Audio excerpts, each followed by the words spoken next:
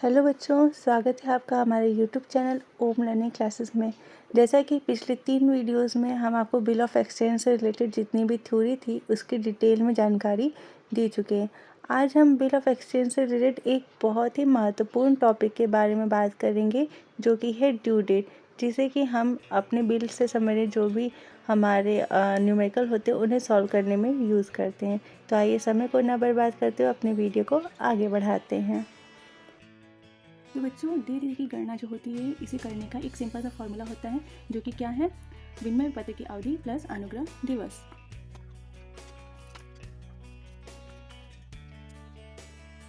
यानी कि duration of bill plus days of grace.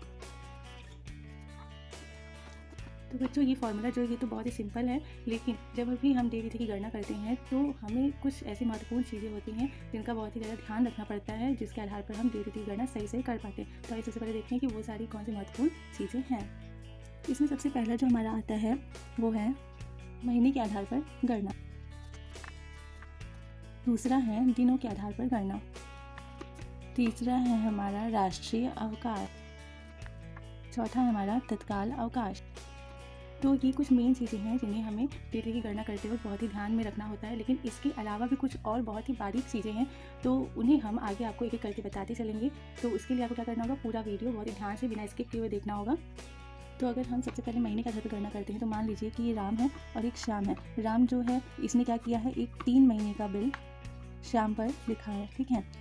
और किस तारीख को लिखा है, मान लीजिए जनवरी 1 को लिखा है। अब इसने 3 महीने का बिल लिखा है, तो हमें क्या करना होगा कि हमें ये देखना होगा कि अब 3 महीने बाद जो ड्यू डेट आती है वो क्या आएगी।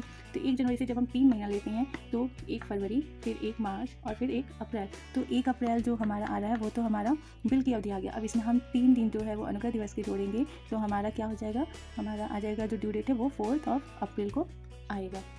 इसी तरीके से अगर मोहन 2 महीने का बिल सोहन पर दिखता है अप्रैल 1 को मान लीजिए, ठीक है। तो अब 2 महीने बाद कौन सी ड्यू डेट आएगी, तो मई 1 एंड देन जून 1। तो जो जून 1 है वो तो बिल की अवधि हो गई, और 3 दिन जब हम इसमें जोड़ेंगे तो ये क्या हो जाएगा हमारा 4 जून।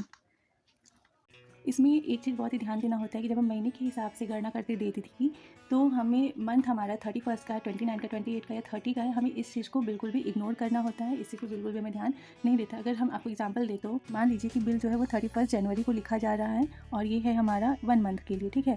तो अगर हम ये सोचें कि 31 जनवरी है तो 1 मंथ के हिसाब से हमारा 31 फरवरी आना चाहिए था, ठीक है, जो कि होता नहीं है। तो इस केस में हम क्या करेंगे, जो फरवरी का लास्ट डे यानी कि 28 फरवरी है उसे हम अपना ड्यू डेट मान के चलेंगे और इसी में हम 3 दिन और क्या करेंगे, ऐड करेंगे। तो इस ना हमें ये बिल्कुल भी ध्यान देना है कि जो हमारा मंथ आ रहा है वो कौन से कितने डेज़ का है। एक और एग्जांपल से अगर हम समझें कि जैसे अगर हम मान लीजिए कि हमने 30 नवंबर पे लिखा है 1 मंथ के लिए, ठीक है, तो हमारा जो आएगा डेट वो कौन सा आएगा, 30 दिसंबर आएगा, ठीक है। लेकिन हम यहाँ पे क्योंकि दिसंबर का लास्ट डे का होता है 31 होता है और हमने मंथ के हिसाब से लिखा है, तो हमारा जो ड्यू डेट होगा वो 31 दिसंबर में 3 दिन जो है वो ऐड करके हम क्या करेंगे, दिखाएंगे। दूसरा है हमारा दिन के आधार पर गणना करना। दिन के आधार पर अगर हम जब गणना करते हैं तो मान लीजिए जैसे जो सोहन है उसने क्या किया है, राम पर 90 डेज़ का एक बिल लिखा है, ओके। और ये बिल लिखा कब गया है, मान लीजिए 15 जनवरी को। तो अगर अब हम इसकी ड्यू डेट निकालते हैं तो कैसे निकालेंगे, तो देखिए जो 15 जनवरी को लिखा गया, तो जिस दिन बिल लिखा जाता है, ठीक है, उस दिन को हम छोड़ के नेक्स्ट डे से काउंटिंग करते हैं। अब हमें 90 डेज़ काउंटिंग करनी है तो 15 जनवरी अगर हम 15 तारीख तक का डेट निकाल दें तो जनवरी में अब कितने दिन बचेंगे, क्योंकि जनवरी हमारा 31 डेज़ का होता है, तो कितने दिन बचेंगे, 16 दिन बचेंगे हमारे कितने, इसमें जनवरी में। तो 90 दिनों में से 16 दिन तो हमारे निकल गए, तो हमारा कितना बचा, 74 डेज़। अब इसमें हम 28 डेज़ जो हैं वो लेंगे किसके, फरवरी के लेंगे, तो अब कितना बचेगा हमारे पास, 46 डेज़। अब इस 46 डेज़ में भी हम 31 डेज़ जो है वो लेंगे मार्च के, तो कितना होगा, 15 डेज़। अब 15 डेज़ जो है वो हम किस में लेंगे, जो हमारा आएगा अप्रैल के, ठीक है। तो हमारा टोटल खत्म हो गया, तो हमारा डे कितना आया, 15 अप्रैल आया ड्यू डेट। इसमें हम 3 डेज़ ऐड करेंगे तो हमारा आ जाएगा 18 अप्रैल, ओके। तो इस तरीके से हम क्या करते हैं, डेज़ के हिसाब से कैलकुलेशन अपने डेट की करते हैं। डेज़ के कैलकुलेशन में एक चीज़ बहुत इंपॉर्टेंट आता है कि है फरवरी से रिलेटेड। फरवरी जो होती है वो हमारी कभी 28 की भी होती है और 29 की भी होती है। तो 28 की फरवरी तो वो हमेशा ही होती है, 29 की कब होती है, लीप ईयर। और ये लीप ईयर जो होता है वो हमारा कब कब आता है, जो 4 का टेबल जो भी हो, जैसे 2000 में 2004 हो गया, तो ऐसे 2008, फिर 2012, 16 ऐसे होता है। तो 4 का टेबल से जो भी हमारा पूरे अच्छे से कट जाएगा वो हमारा लीप ईयर होता है। तो जो लीप ईयर होता है उसमें जब हम डेज़ का कैलकुलेशन करेंगे तो उसमें हम फरवरी में 29 लेंगे अगर हमारा लीप ईयर है तो, और अगर लीप ईयर नहीं है तो हम क्या करेंगे 28 डेज़ लेंगे। अब ये हमें पता कैसे चलेगा कि लीप ईयर है या नहीं है? तो अगर यहाँ पर जैसे हमारे 15 जनवरी दिया है तो यहाँ पे कोई भी ईयर नहीं लिखा है तो हम इसे मानेंगे ये लीप ईयर नहीं है। अगर कोई भी ईयर मेंशन नहीं है तो हम उसे नॉर्मल फरवरी के 28 डेज़ लेकर के ही चलेंगे। अगर बाय चांस यहाँ पर दे दिया होता 2000 तो हम यहाँ पे क्या करते, अब ये लीप ईयर हो गया तो हम यहाँ पे 28 के लिए क्या करते हैं 29 डेज़ लेकर के चलते। आई होप आप लोग को ये छोटी छोटी बारीक बातें समझ में आ रही होंगी। तीसरा जो हमारा था वो था राष्ट्रीय अवकाश। तो इस केस में हमें ये करना होता है कि अगर हमारा जो ड्यू डेट है, ठीक है, वो अगर किसी राष्ट्रीय अवकाश वाले दिन पड़ रहा है तो हमारा जो पेमेंट होगा वो एक दिन पहले होगा, यानी कि बिफोर 1 डे होगा। जो मेनली राष्ट्रीय अवकाश होते हैं वो 4 होते हैं, ठीक है। एक तो हमारा 15 अगस्त, दूसरा हमारा 26 जनवरी, तीसरा है 2 अक्टूबर एंड लास्ट है संडे, ठीक है।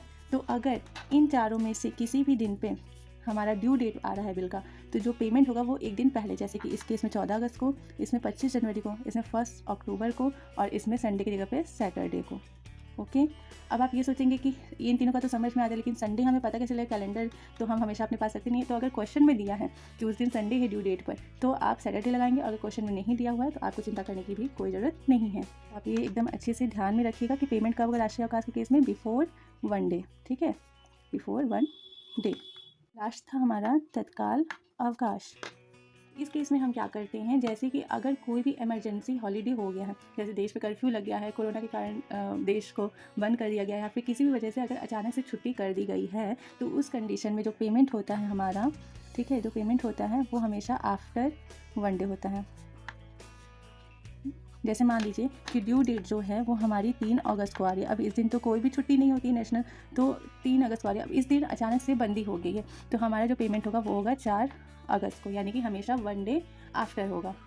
ये एकदम बारीक सा डिफरेंस है हमारे राष्ट्रीय अवकाश और तत्काल अवकाश में। राष्ट्रीय अवकाश में बिफोर 1 डे पेमेंट होता है जबकि तत्काल अवकाश में आफ्टर 1 डे पेमेंट होता है। ये सारी कुछ महत्वपूर्ण बातें थी जिनको अगर आप अच्छे से ध्यान में रखते हैं तो ड्यू डेट की कैलकुलेशन में आपको थोड़ी सी भी प्रॉब्लम नहीं होगी और आपका ड्यू डेट जो है वो एकदम ही सटीक आएगा। और उम्मीद है कि आप लोगों के लिए ये वीडियो जो है वो बहुत ही हेल्पफुल रहा होगा। और अगर वीडियो आपको पसंद आया हो तो प्लीज़ लाइक, शेयर, सब्सक्राइब करना बिल्कुल भी ना भूलें। कोई भी क्वेरी हो इससे रिलेटेड तो आप हमें कमेंट बॉक्स में कमेंट करके ज़रूर बताइए। तब तक के लिए देखते रहिए आप हमारे YouTube channel Om learning classes. Thank you.